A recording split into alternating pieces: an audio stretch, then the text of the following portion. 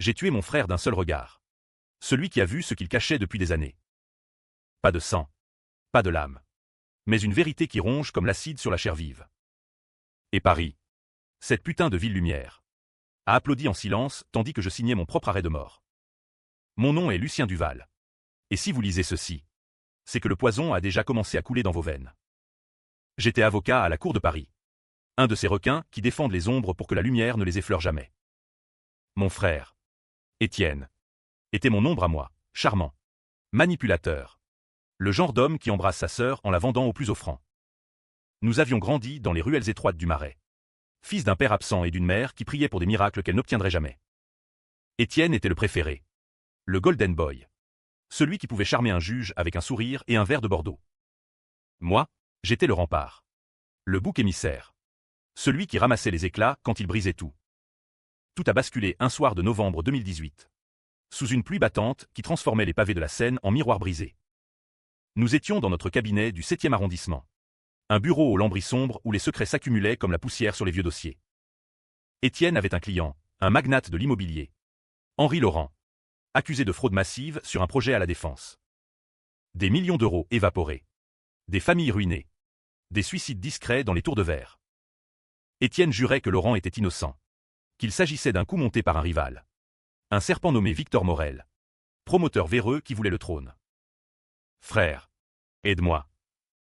M'avait-il supplié. Les yeux humides comme un chiot abandonné. Si on perd ça, on est fini. J'ai plongé tête la première. Des nuits blanches à éplucher des contrats. À interroger des témoins qui changeaient de version comme de chemise. J'ai falsifié un alibi pour Laurent. Rien de grave. Juste une clause bidon dans un contrat annexe. Une page 3 innocente qui attestait d'un virement fictif. C'était pour Étienne. Pour la famille. Ou du moins, c'est ce que je me disais. Le procès a été un cirque, juges corrompus. Avocats aux accents provençaux qui hurlaient leur plaidoirie comme des tragédies de Racine. Laurent a été acquitté. Étienne a trinqué avec lui au Fouquet's. Champagne millésimé et rire gras. Moi, j'ai rentré chez moi. Dans mon appartement exigu du 5e. Avec une bouteille de Calva et le goût amer de la victoire volée. Mais la clause de la page 3. Ah, cette saloperie. Elle n'était pas innocente. Des mois plus tard, un audit anonyme a révélé la supercherie. Pas une fraude ordinaire, Laurent avait utilisé mon faux pour blanchir de l'argent de la mafia sicilienne. Via des connexions à Marseille. Des cargaisons d'armes. Des prostituées mineures. Des deals avec des flics véreux. Et qui a porté le chapeau? Pas Étienne. Le beau parleur. Pas Laurent. L'intouchable. Moi. L'ordre des avocats m'a suspendu. La police m'a passé les menottes dans une rafle matinale. Sous les flashs des paparazzi qui titraient « Le frère traître de Paris ». Étienne, il a pleuré à mon audience. Jurant sur la Bible familiale que c'était un malentendu. Lucien est un héros. Il a tout sacrifié pour moi. Les jurés ont hoché la tête. Ému. J'ai écopé de 5 ans à la santé. Pendant qu'il montait en grade. Devenant l'étoile montante du barreau. La prison est un monastère pour damnés. Les murs suintent l'urine et les regrets. Les codétenus racontent leur vie comme des contes de faits inversés. J'y ai appris la patience. Cette vertu française si chère à nos philosophes stoïques. J'ai lu Camus dans La lumière jaunâtre. Me demandant si l'absurde n'était pas juste une excuse pour ne pas haïr. Et j'ai haï. Profondément. Viscéralement. Étienne m'écrivait des lettres larmoyantes. Reviens. Frère. La vie sans toi est un vide. Mais entre les lignes. Je lisais les contrats juteux. Les dîners au Plaza Athénée avec Laurent. Il avait pris ma place. Mon nom. Ma femme, oui. Ma femme. Claire. Cette rousse aux yeux verts qui avait juré fidélité dans une petite chapelle de Montmartre. Elle l'avait consolé. D'abord avec des mots. Puis avec son corps. Les gardiens gloussaient en me passant les lettres parfumées. Libéré en 2023. Après une remise de peine pour bonne conduite, ironie du sort. J'avais évité les bagarres pour mieux aiguiser mon esprit, Paris m'a accueilli comme un fantôme. La ville avait changé, plus de tours éco-friendly à la Défense. Plus de vélos électriques zigzagant sous la tour Eiffel. Mais les ombres étaient les mêmes. J'ai loué un studio pourri près de Bastille. Payé en cash de mes maigres économies. Étienne m'a invité à dîner. Au Meurice. Pour fêter le retour du prodigue. Il était là. Costume sur mesure. Une Rolex neuve au poignet. Claire à son bras. Enceinte de 6 mois. Ton neveu. Lucien. Un Duval de plus pour perpétuer la lignée. J'ai souri, trinqué au Sancerre, et senti la rage monter comme une marée. Ce soir-là, j'ai décidé, la vengeance. Pas une tuerie vulgaire. Non. Ça serait trop américain. Trop Hollywood. Non. Une vengeance à la française, lente, raffinée, empoisonnée de doutes et de remords. J'ai fouillé les archives de notre ancien cabinet, piratant les serveurs avec un vieux contact de la santé, un hacker serbe qui devait sa liberté à un de mes plaidoyers. Et là, le secret, Étienne n'était pas le Golden Boy innocent. Il avait monté le coup contre Laurent dès le début. Une clause cachée dans un contrat annexe, page 3. Encore elle, qui permettait à Étienne de siphonner 20% des fonds blanchis. Il avait utilisé mon faux pour couvrir ses traces, me jetant en pâture pour qu'il s'en sorte propre. Pire, Claire était dans le coup. Elle avait falsifié des emails pour me piéger, signant nos nuits d'amour d'une trahison froide. Le bébé, pas le mien, mais le sien, fruit d'une nuit qu'il m'avait volée pendant ma détention. J'ai ri, seul dans mon studio, un rire qui sonnait comme un sanglot. La France, terre des Lumières, où les frères se mangent entre eux sous les dorures de Versailles. J'ai commencé à tisser ma toile. D'abord, infiltrer le cercle d'Étienne, un poste de consultant freelance. Sous un nom d'emprunt, Pierre Lefebvre. Un juriste discret revenu de province. Il m'a engagé sans sourciller, avide de talent bon marché. Les réunions au café de Flore, où Sartre fantasmait sur l'enfer des autres, les déjeuners à l'ami Louis, foie gras et confidence. J'écoutais, notais, souriais. Étienne lorgnait sur un nouveau dossier, une fusion immobilière avec Morel. Le rival d'antan. Pour un méga-projet à Neuilly. Des milliards en jeu. Des pots de vin qui coulaient comme le vin de Bourgogne. Mais la trahison ne s'arrêtait pas là. Laurent, le vieux renard, avait flairé le vent. Il contacta Étienne en privé, ton frère est de retour. Attention. Il sait. Étienne paniqua. Me confia un dossier mineur pour me tester. Je le sabotai subtilement, une virgule déplacée. Un paragraphe ambigu. Le client hurla. Étienne jura. Mais me garda. Pensant que c'était de la maladresse. Claire. Elle. Me fixait d'un œil neuf. Mélange de pitié et de peur. Lucien. Tu as changé. Murmura-t-elle un soir. Après un verre de trop au Baron Rouge. La prison t'a mangé. J'ai effleuré sa main. Sentant le pouls de la vie qu'elle portait, son mensonge vivant. Et toi, ma chérie, tu portes le fardeau de qui? La tension montait. Huam comme l'air avant l'orage sur la Méditerranée. Étienne changeait de masque, un jour complice. Riant de nos souvenirs d'enfance, le lendemain distant. Vérifiant ses arrières. Il engagea un privé. Un ex-flic de la PJ nommé Duval, ironie du nom, pour me filer. Je le semai dans le métro. Ligne 1. Entre Concorde et Champs-Élysées. Morel. Le rival. Devint mon allié inattendu. Je l'approchai via un bar louche de Belleville, lui révélant les magouilles d'Étienne. Aidez-moi. Et je vous donne Laurent sur un plateau. Morel. Un colosse auvergnat avec un accent qui roulait comme des cailloux. Accepta.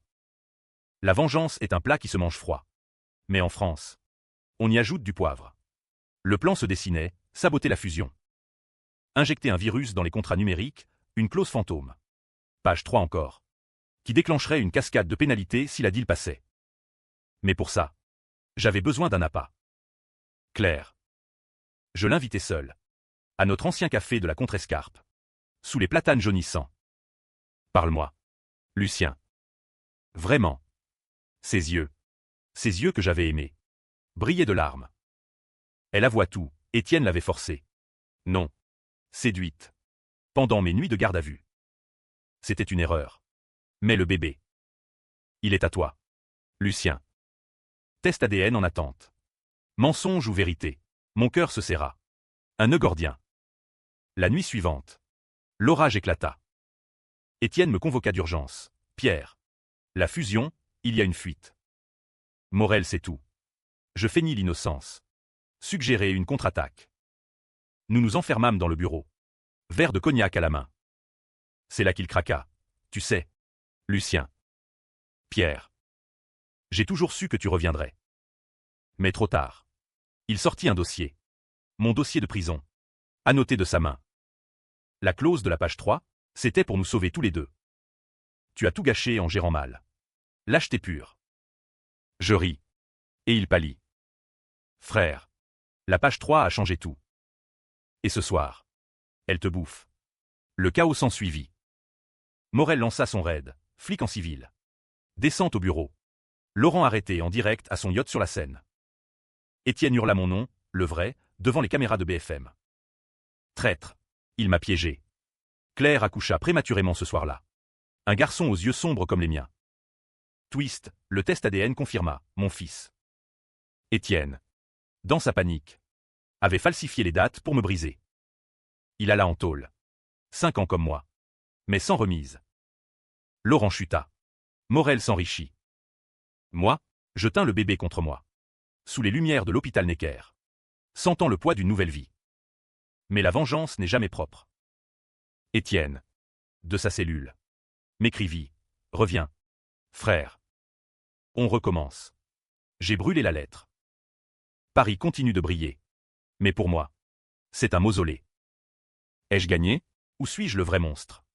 Celui qui a sacrifié la famille pour un fantôme de justice? La clause de la page 3. Elle hante encore mes nuits.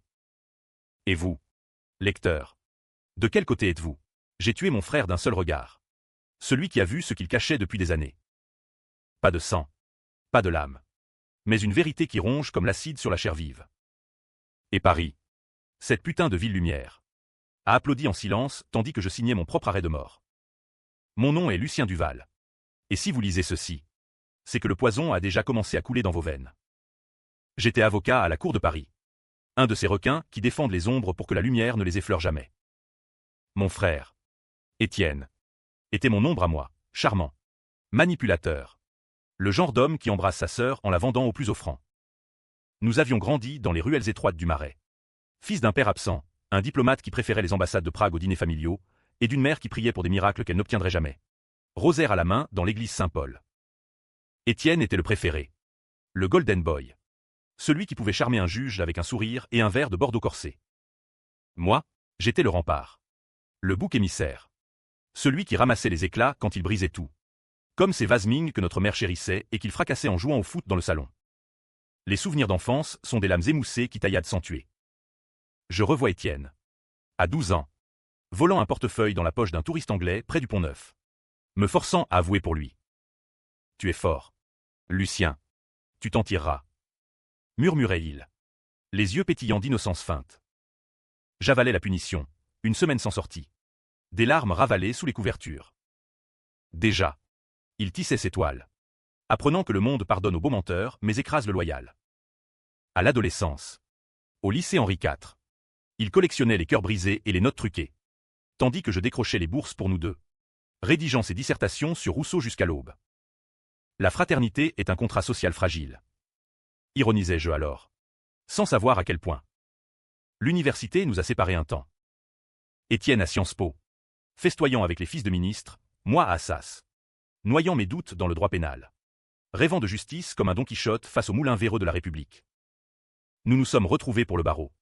Fondant Duval Frères. Un cabinet modeste rue de Rivoli. Où les lambris craquaient sous le poids des ambitions. Étienne attirait les clients flamboyants, divorce de célébrités. Litige d'art à Drouot. Moi. Les causes perdues, pro bono pour des immigrés sans papier. Des veuves spoliées par des banquiers. Tu es trop pur. Frère. Riait-il. Laisse-moi te salir un peu. Tout a basculé un soir de novembre 2018. Sous une pluie battante qui transformait les pavés de la Seine en miroirs brisés. Reflétant les lumières floues des bateaux-mouches. Nous étions dans notre cabinet du 7e arrondissement. Un bureau aux lambris sombres où les secrets s'accumulaient comme la poussière sur les vieux dossiers jaunis.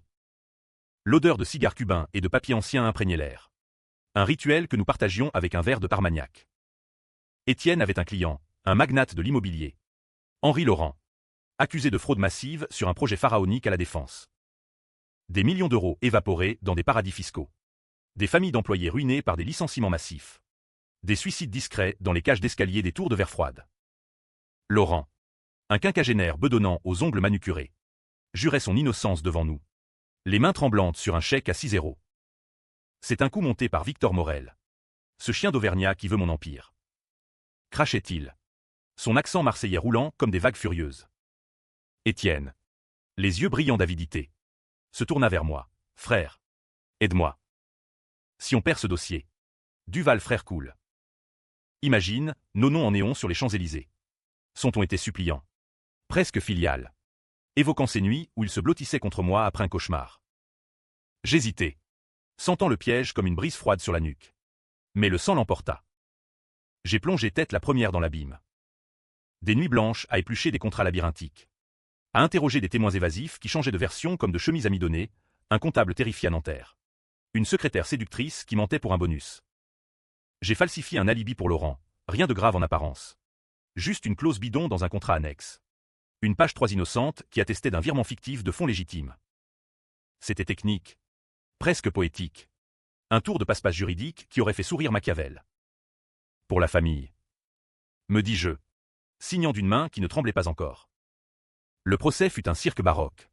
Digne des grandes audiences de la Révolution.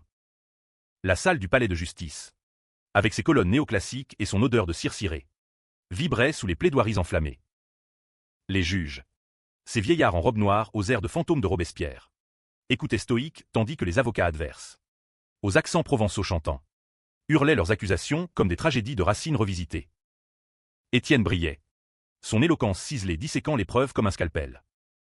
Moi, en retrait, je fournissais les munitions, glissant des notes codées sous la table. Laurent fut acquitté au 3e jour.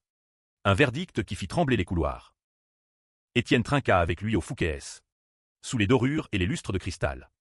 Champagne d'homme Pérignon millésimé et rire gras qui résonnaient comme des cloches funèbres. À nous, les rois de Paris, lança Étienne, me tapotant l'épaule. Moi, j'ai rentré chez moi, dans mon appartement exigu du 5e arrondissement, avec une bouteille de calvados normand et le goût amer d'une victoire volée, comme un fruit pourri sous la pluie. Les semaines suivantes furent un mirage. Le cabinet fleuri, nouveau client. Un bureau élargi rue du Faubourg Saint-Honoré. Des dîners avec des politiques socialistes recyclés en lobbyistes. Claire, ma femme depuis 5 ans, cette rousse aux yeux vert perçants, héritière d'une lignée de vignerons bordelais, illumina nos soirées d'un rire franc, parlant de bébés et de maisons en Normandie. Tu es mon héros, Lucien, murmurait-elle, ses doigts traçant des cercles sur ma poitrine. Étienne, lui, sombrait dans l'excès, nuit blanche au silencieux, dette de jeu au cercle Haussmann. Mais je voyais les fissures, des appels chuchotés à Laurent, des mallettes qui disparaissaient dans des coffres suisses. Puis vint l'audit. Anonyme. Impitoyable. Lancé par un régulateur de Bercy qui flairait la chair fraîche. La clause de la page 3. Ah. Cette saloperie aux allures de banalité administrative. Elle n'était pas innocente. Des mois de décryptage révélèrent la supercherie, pas une fraude ordinaire, mais un réseau tentaculaire de blanchiment. Laurent avait utilisé mon faux pour légitimer des flux d'argent sale de la mafia sicilienne, via des connexions occultes à Marseille et au port de Gênes. Des cargaisons d'armes discrètes pour les banlieues en feu. Des réseaux de prostituées mineures acheminés par train de nuit. Des deals avec des flics véreux de la BRDE qui fermaient les yeux pour une part du gâteau. Et qui porta le chapeau. Le bouc émissaire ultime, pas Étienne. Le beau parleur aux lèvres sucrées. Pas Laurent. L'intouchable aux yachts ancrés à Saint-Tropez. Moi. Lucien. Le loyal. Le pur. L'ordre des avocats du barreau de Paris me suspendit dans l'heure. Une sentence lue d'une voix monocorde dans une salle au portrait jauni de Napoléon. La police nationale débarqua à l'aube. Menottes froides sur mes poignets. Sous les flashs voraces des paparazzis de Paris Match qui titraient en gros « Le frère traître de la ville lumière, un Duval vend son âme pour l'argent sale ». Étienne, il pleura à mon audience préliminaire. Au tribunal de grande instance. Jurant sur la Bible familiale usée que c'était un malentendu tragique. Une erreur d'interprétation. Lucien est un héros. Mesdames et messieurs les juges, il a tout sacrifié pour la famille. Pour moi. Les jurés. Ces bourgeois du 16e au visage empâté. Hochèrent la tête. Émus par son charisme. Par cette fraternité lacrymale qui puait le théâtre. J'ai écopé de 5 ans ferme à la maison d'arrêt de la santé. Ce bastion lugubre du 14e. Où les échos des geôles de la terreur résonnent encore dans les murs de pierre. Étienne. Lui. Monta en grade, partenariat avec des cabinets internationaux. Couverture dans le monde comme l'avocat qui a survécu à l'affaire Laurent. Il envoya des fleurs à ma cellule. Des roses blanches symbolisant l'innocence, la sienne. Bien sûr. La prison est un monastère pour damnés. Où le temps s'étire comme une lame rouillée sur la peau. La maison d'arrêt de la santé. Avec ses cours intérieurs pavés de gravier humide et ses miradors qui scrutent comme des yeux de cyclope. M'avala entier. L'odeur, un mélange acre d'urine rance. de sueur et de désinfectants bon marché, s'incrustaient dans les narines. Un rappel constant que la liberté est un luxe éphémère. Mes codétenus étaient un kaléidoscope de la France profonde, un Maghrébin de Seine-Saint-Denis accusé de trafic, un Breton ruiné par des dettes agricoles, un cadre supérieur déchu pour détournement qui pleurait sa femme tous les soirs. Ils racontaient leur vie comme des contes de faits inversés. Autour d'un plateau repas fade de purée et de saucisses industrielles. Sous la lueur blafarde des néons. J'y appris la patience. Cette vertu française si chère à nos philosophes stoïques comme Sénèque ou Montaigne, qui prônaient la retraite intérieure face à la tourmente. Les journées se fondaient en rituels, promenade hygiénique à 11 heures, où l'on chuchotait des plans d'évasion impossibles, bibliothèque exiguë, où je dévorais Camus dans L'étranger, me demandant si l'absurde n'était pas juste une excuse élégante pour ne pas haïr ouvertement. Et j'ai haï. Profondément. Viscéralement. Comme on est un amant qui vous a écorché vif. La haine devint mon pain quotidien. Aiguisé sur la meule des lettres d'Étienne, des missives larmoyantes sur papier parfumé à la lavande de Provence. Reviens. Mon frère chéri. La vie sans toi est un vide abyssal. Un Paris sans scène. Mais entre les lignes. Je lisais les contrats juteux signés avec Laurent. Les dîners somptueux au Plaza Athénée avec des investisseurs qataris. Les photos volées par un gardien, complice montrant Étienne au bras de Claire. Ma Claire. Dans un gala à l'Opéra Garnier. Claire. Ah. Cette trahison-là coupait plus profond que les barreaux. Elle m'avait juré fidélité dans une petite chapelle de Montmartre. Sous les yeux peints de Saint-Barbu. Promettant, dans la joie comme dans la peine. Ces visites conjugales. Au parloir vitré qui sentait le plastique fondu. Étaient des rituels de torture douce. Je t'attends. Lucien. Chaque jour est une éternité. Mais ses yeux fuyaient. Ses mains tremblaient sur le combiné. Et un jour. Elle avoua, Étienne. Il m'a consolé. Juste des mots. Au début. Des mots qui devinrent chers. Je le sus par les ragots des gardiens. Ces corbeaux en uniforme qui gloussaient en passant les lettres parfumées d'un musc trop capiteux. La jalousie me rongeait. Un cancer métastatique. Mais je la canalisais, des pompes au sol de la cellule jusqu'à l'épuisement. Des esquives verbales avec les matons qui testaient ma rage. Un codétenu. Un vieux Corse nommé Gino. Devint mon confesseur involontaire. Ancien homme de main de la Ndranghta. Il avait purgé 20 ans pour un contrat raté à Nice. La vengeance. Petit. C'est pas du sang. C'est du venin lent. Qui fait douter avant de tuer. Il m'apprit les ficelles, contact discret via des avocats véreux. Codage de messages dans des livres de poche. Grâce à lui. J'accédais à un téléphone jetable. Et fouillais le web sombre. Les nouvelles de l'extérieur coulaient comme un ruisseau souillé. Étienne promu associé senior. Claire enceinte. Ton neveu. Lucien. Un petit Duval pour perpétuer la lignée. Écrivait-il. Avec un émoticône insipide. Le bébé. Calcul des dates. Conçu pendant mes premières semaines de détention. Une coïncidence trop parfaite.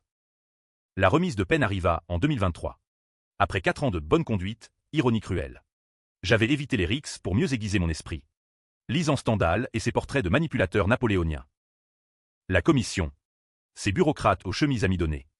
Me libéra sous caution morale. Ne décevez pas la société. Monsieur Duval. Paris m'accueillit comme un fantôme errant, la gare de Lyon bondée de touristes masqués post-pandémie. Les rues pavoisées pour les JO de 2024 qui approchaient. Mais pour moi, tout était gris. Comme un tableau de Hopper sous la pluie. Je louai un studio pourri près de la place de la Bastille. Un taudis aux murs lézardés où l'odeur de friture voisine imprégnait les draps. Payé en cash de mes maigres économies, un reliquat de l'assurance vie de mère. Je survivais de petits jobs, relecture de thèse pour des étudiants fauchés à la Sorbonne. Étienne m'invita à dîner une semaine après. Au Meurice.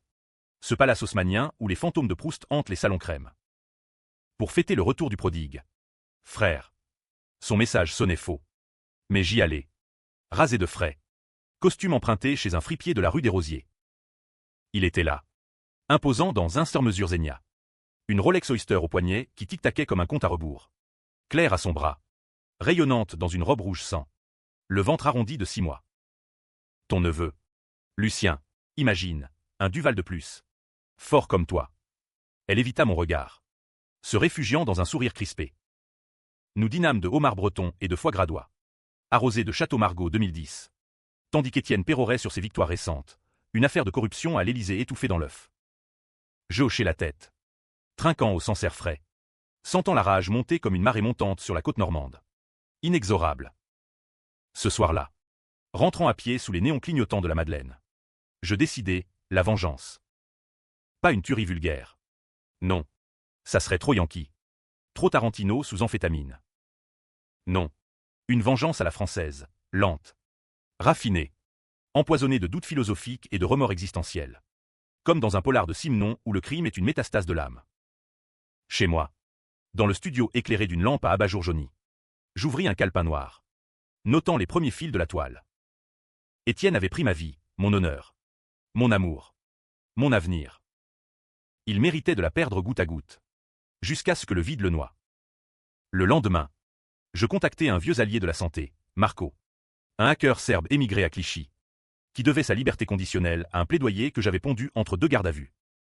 Pour toi, Lucien. Gratuit. Grognatait-il au téléphone, son accent balkanique éraflant l'oreille. Il pirata les serveurs archivés de Duval Frères, un backdoor laissé béant par la négligence d'Étienne. Les fichiers défilèrent sur mon écran craquelé, contrat scellé, email chiffré. Et là, le secret enfoui comme une mine antipersonnelle. Étienne n'était pas le Golden Boy innocent piégé par le destin. Il avait orchestré le coup contre Laurent dès le berceau du dossier. Une clause cachée dans un contrat annexe, page 3. Encore et toujours elle. Cette malédiction numérologique permettait à Étienne de siphonner discrètement 20% des fonds blanchis, via des comptes offshore aux Caïmans. Il avait utilisé mon faux alibi pour couvrir ses propres traces, me jetant en pâture au loup médiatique pour ressortir propre comme un lingot d'or. Pire encore, Claire était complice. Des emails effacés mais récupérables montraient qu'elle avait falsifié des métadonnées pour me piéger, signant nos nuits d'amour passionnées d'une trahison froide calculée. Le bébé, pas une consolation, mais un pion, date manipulée pour me faire douter de ma paternité. Un coup bas pour briser mon esprit en cellule. J'ai ri. Seul dans le studio. Un rire rauque qui sonna comme un sanglot étouffé dans la gorge. La France. Terre des Lumières et des encyclopédistes. Où les frères se dévorent mutuellement sous les dorures factices de Versailles. Révélant la pourriture sous la poudre. La nuit fut longue. Bercée par le bruit des sirènes de la place de la Nation. Et au matin, le plan germa, infiltré. Détruire de l'intérieur. Infiltrer le cercle d'Étienne fut comme glisser un serpent dans un nid de colombe. Discret. Mortel. Inévitable. Je créai une identité fantôme. Pierre Lefebvre. Un juriste discret revenu de province, Lille. Pour l'accent du Nord qui sonne honnête. CV fabriqué par Marco, diplôme bidon de Nanterre. Expérience en droit des affaires chez un cabinet fictif de Roubaix. Je postulai via un site d'intérim véreux. Et Étienne mordit à l'hameçon en une semaine. Besoin d'un consultant freelance pour des dossiers mineurs. Écrivit-il. Avide de talents bon marché dans cette économie post-Covid où les avocats pullulaient comme des champignons après la pluie. L'entretien se déroula au Café de Flore. Ce bastion saint-germanois où Sartre et Beauvoir disséquaient l'enfer des autres tours de Croissant tiède. Étienne, attablé sous un portrait fané de Hemingway, me jaugea d'un œil suspicieux mais affamé. Vous avez l'air fiable. Pierre. Le barreau est un champ de mine. J'ai besoin de quelqu'un de discret. Je hochai la tête, masquant mon sourire sous une moustache postiche, et signai le contrat sur un napkin taché de café. Les jours suivants furent un balai d'ombre. Réunion matinale au cabinet élargi. Désormais un duplex haussmannien rue du Faubourg Saint-Honoré, avec vue sur les jardins des Tuileries. Étienne pérorait sur ses conquêtes. Une affaire de brevet volé à Airbus étouffé pour un chèque à 7 chiffres. Des pots de vin glissés à des fonctionnaires de Bercy sous couvert de consulting. Je notais, souriais, infiltrais. Les déjeuners à l'ami Louis, ce temple du foie gras où les serveurs en blanc appellent les clients « Monsieur le Comte », étaient des mines d'or, confidences arrosées de Châteauneuf-du-Pape. Aveux sur les faiblesses de Laurent, qui sombrait dans l'alcool après son acquittement fragile. Claire croisait mon chemin parfois. Dans les couloirs lambrissés. Son ventre s'arrondissant comme un fruit défendu. « Pierre, vous me rappelez quelqu'un » murmura-t-elle un jour. Ses yeux verts fouillant les miens. Je détournai le regard, prétextant un appel urgent, sentant le pouls de la trahison battre sous ma peau. Étienne changeait de masque comme un caméléon, un jour complice. Riant aux souvenirs d'enfance, rappelle-toi. Pierre. Quand on était gosse à la campagne, mentait-il. Testant ma réaction, le lendemain distant. Vérifiant ses arrières avec des regards obliques. Il engagea un privé. Un ex-flic de la police judiciaire nommé Duval, ironie du sort. Un homonyme qui puait le pastis. Pour me filer discrètement. Je le semai un après-midi pluvieux dans le métro linien. Entre Concorde et les Champs-Élysées. Descendant à la dernière seconde aux Invalides pour me fondre dans la foule des touristes japonais. La paranoïa d'Étienne grandissait, il buvait plus. Ses mains tremblaient sur les dossiers. Et une nuit, lors d'une veillée tardive, il craqua, ce salaud de Morel. Il rôde encore. L'affaire Laurent n'est pas enterrée. Victor Morel, le rival d'antan, devint mon allié inattendu. Un twist que même Maupassant n'aurait osé. Colosse auvergnat aux épaules de bûcheron, avec un accent qui roulait les R comme des cailloux dans un torrent.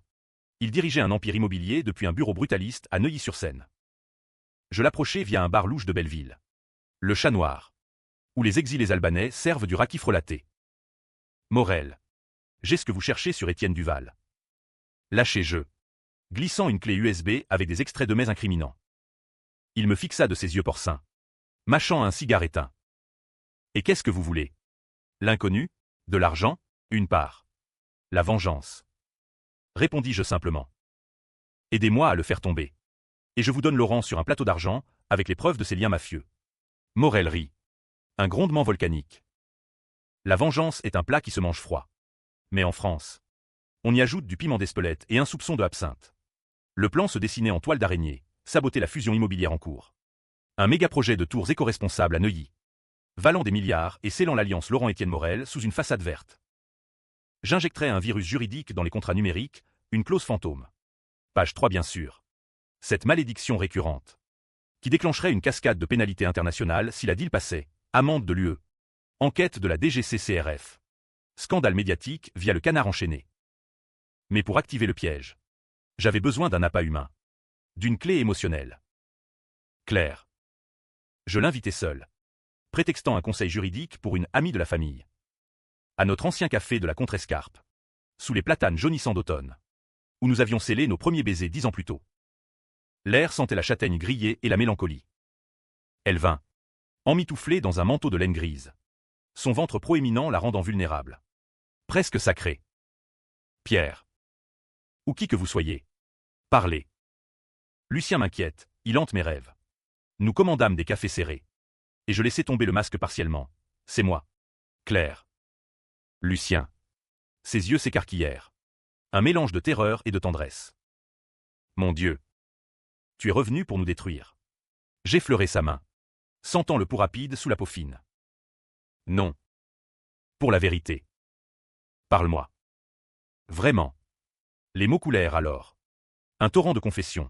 Étienne l'avait séduite pendant mes nuits de garde à vue pré-procès. Une erreur d'ivresse au Baron Rouge. Après une dispute. Mais ça n'avait pas arrêté. Il l'avait manipulée avec des promesses. Des cadeaux, un collier de perles de chez Van Cleef. La faisant douter de moi. Le traître en prison. Le bébé. Lucien. Il est à toi.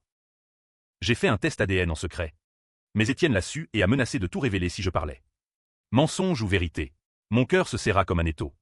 Un nœud gordien entre amour et haine. Je la serrai contre moi, ignorant les regards des habitués. Et murmurai, aide-moi à le piéger. Pour nous. La tension montait. Huâmes comme l'air lourd avant l'orage sur la côte d'Azur. Chargé d'électricité et de promesses brisées. Étienne flairait le loup, lors d'une réunion pluvieuse à la Défense.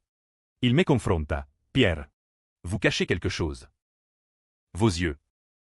Il me rappelle un fantôme. Je feignis l'étonnement, suggérant une contre-attaque cyber contre Morel. Et il avala l'appât. Claire joua son rôle, des emails codés à Étienne, l'incitant à accélérer la fusion pour sauver l'héritage familial. Le piège se refermait. Page par page. Clause par clause. Les semaines suivantes furent un jeu d'échecs mortel, où chaque coup masquait une gambie suicidaire. J'opérais dans l'ombre du cabinet. Pierre Lefebvre, le jour. Lucien Duval la nuit. Hantant les bibliothèques de la BNF Richelieu pour affiner les clauses vénéneuses. Marco. Mon hacker serbe. Injecta le virus via un faux email de fournisseur belge. Un PDF piégé qui s'insinua dans les serveurs. Modifiant subtilement la page 3 du contramaître. Une référence croisée à une loi européenne sur le blanchiment. Activant des pénalités exponentielles si un audit externe, orchestré par Morel, survenait dans les 90 jours. C'était chirurgical. Presque artistique. Un écho aux intrigues de Balzac où l'argent est le vrai protagoniste. Corrompant les âmes comme un vin frelaté. Étienne. De son côté. Lorgné sur la gloire, la fusion Neuilly serait son chef-d'œuvre. Un empire de verre et d'acier financé par des fonds qataris masqués derrière des ONG écolos. Il pérorait lors de dîners au Coste. Entouré de Laurent Bedonnant et de Claire. Pâle comme un spectre. Moi. Je glissais des poisons verbaux. Attention. Maître. Morel est rusé. Une clause mal ficelée. Et tout s'effondre. Il riait, me tapotant l'épaule d'une main moite. Pierre. Vous êtes parano. C'est Paris. Pas la jungle. Mais la paranoïa le rongeait, il multipliait les rendez-vous avec son privé Duval, qui me rapportait, via un pot de vin de ma part, les filatures ratées. Une nuit. Il me convoqua en urgence au bureau. Après minuit. Sous un ciel étoilé que les lumières de la ville noyaient. Cognac, proposa-t-il, versant 2 verres d'un Tennessee XO ambré. Ses yeux rougis par l'insomnie fouillaient les miens. La fusion. Il y a une fuite. Morel, c'est pour les fonds offshore. Qui vous a envoyé? Pierre. Je feignis la loyauté. Suggérant un contre-espionnage, laissez-moi rédiger une clause de confidentialité renforcée. Page 3. Pour l'ironie. Il hésita. Puis acquiesça, signant le document piégé d'une main tremblante. Claire. Informé par moi. Joua l'appât final, un appel larmoyant à Étienne. J'ai peur pour le bébé, accélère la signature. Pour notre avenir. Il mordit, fixant la clôture au 15 décembre. Sous les guirlandes de Noël qui illuminaient déjà les champs. Morel, fidèle à sa parole, lança les hostilités, un audit indépendant via un cabinet belge complice. Déclenchant l'alarme. Le 14 décembre. Un matin glacial où la Seine charriait des glaces flottantes. La descente eut lieu. Flics de la brigade financière en civil. Badge doré cliquetant. Investir le cabinet comme une troupe théâtrale dans une pièce de Ionesco. Laurent fut arrêté en direct sur son yacht amarré au port de l'Arsenal. Menottes au poignet alors qu'il sirotait un pastis. Titrant les unes, le magnat de la défense dans les filets de la justice. Étienne hurla mon nom, le vrai. Flairé par un indice dans un email, devant les caméras de BFM. Son visage déformé par la rage. Traître. Lucien Duval m'a piégé. Mon propre frère. Sorti des enfers pour me traîner avec lui. Les micros se tendirent comme des lances. Et Paris entière, des banlieues au salon de l'Élysée, se délecta du scandale fraternel. Un soap-opéra à la française avec plus de cynisme que de pathos. Claire accoucha prématurément cette nuit-là. Emportée par une contraction paniquée au milieu du chaos. À l'hôpital Necker enfant malade. Sous les néons stériles du 15e. Je tins le nouveau-né contre moi pour la première fois. Un garçon aux yeux sombres. Intense. Comme un miroir de mon âme tourmentée. Le test ADN. Accéléré par un labo discret de Morel. Confirma l'impensable, mon fils. Étienne. Dans sa panique post-arrestation. Avait falsifié les dates de conception pour me briser définitivement. Un mensonge supplémentaire sur l'autel de sa survie. C'est toi le père. Lucien. Murmura Claire. Épuisé sur le lit blanc. Ses cheveux roux collés de sueur. J'ai menti pour te protéger. Mais il m'a forcé à jouer le jeu. Était-ce la vérité? Ou un dernier tour pour apaiser les fantômes? Je berçais l'enfant. Sentant son cœur minuscule battre contre le mien. Un pacte fragile dans la tourmente. Étienne. Incarcéré à Fresnes en attendant son procès. M'écrivit de sa cellule, une lettre manuscrite. Tremblante. Sur papier pelure. Reviens. Frère. On recommence à zéro. La page 3 était une erreur mutuelle. Pardonne-moi comme je t'ai pardonné. J'ai brûlé la missive dans un cendrier du studio. Les flammes dansant comme des démons moqueurs. Morel m'offrit une part du butin, un chèque à 8 chiffres pour service rendu. Et une villa à Deauville pour élever le petit. Mais la victoire avait un goût de cendre. Laurent se pendit dans sa cellule 3 jours plus tard. Laissant un mot accusant les frères Duval. Ces vipères parisiennes. La presse s'emballa. Divisant l'opinion, étais-je le justicier vengeur? Ou le monstre qui avait sacrifié une famille pour un règlement de compte? Les éditos du Figaro me peignaient en anti-héros romantique, Libé en psychopathe machiavélique. Paris choisissait son camp. Comme au jour de la Commune. Le twist final surgit comme un coup de théâtre dans une pièce de Sartre, absurde. Révélateur. Empoisonné de doutes éternels. Quelques semaines après l'accouchement. Alors que je m'installais avec Claire et le bébé, prénommé Adrien. En hommage à un oncle oublié, dans un appartement modeste du 6e arrondissement. Près du Luxembourg où les feuilles mortes tourbillonnaient comme des regrets. Un colis anonyme arriva. Pas de timbre. Juste une adresse manuscrite évoquant l'écriture d'Étienne. À l'intérieur, un dossier jauni. Relié par un élastique craquelé.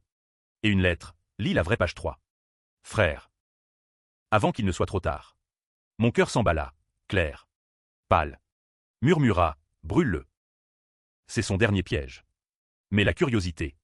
Cette malédiction humaine si chère à nos moralistes comme la Rochefoucauld. L'emporta. Le dossier contenait des preuves explosives. Des enregistrements audio datant de 2018. Volés à Laurent avant son suicide. La voix d'Étienne. Claire comme un vin de Sancerre, Lucien portera le chapeau, il est loyal. Il avouera pour moi. Et toi? Claire. Assure-toi qu'il doute de tout. Pire, un second twist. Un miroir brisé. Claire n'était pas la victime innocente. Les bandes révélaient ses propres machinations. Elle avait initié la liaison avec Étienne des mois avant l'affaire. Lassée de mes causes perdues et attirée par son éclat. Il me donne la vie que tu refuses. Lucien, luxe, pouvoir.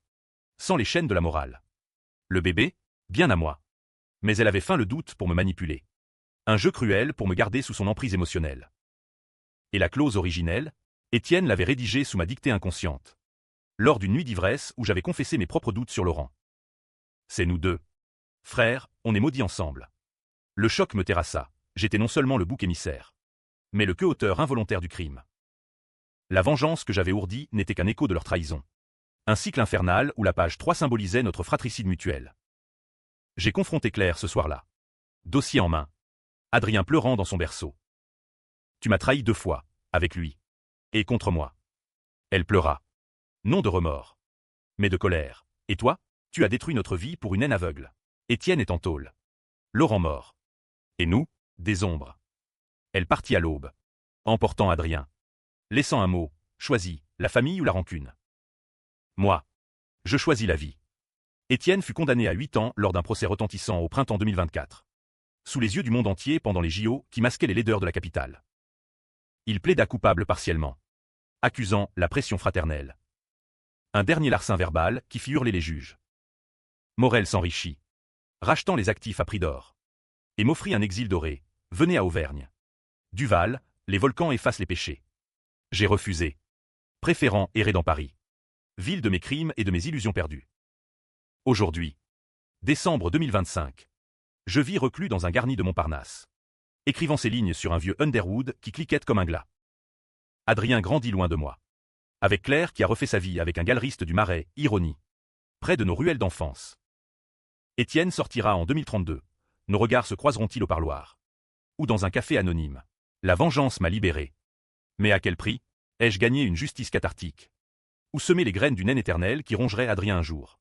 La clause de la page 3 a changé le cours des événements. Transformant des frères en ennemis. Des amours en poison. Et vous, lecteurs? Dans ce théâtre des ombres françaises. De quel côté penchez-vous? La loyauté absolue. Ou la trahison nécessaire pour survivre? Paris. Indifférente. Continue de briller. Mais pour moi, c'est un mausolée de verre où les fantômes dansent une valse macabre. Finissons en « J'ai tué mon frère ». Oui. Mais il m'avait déjà enterré vivant.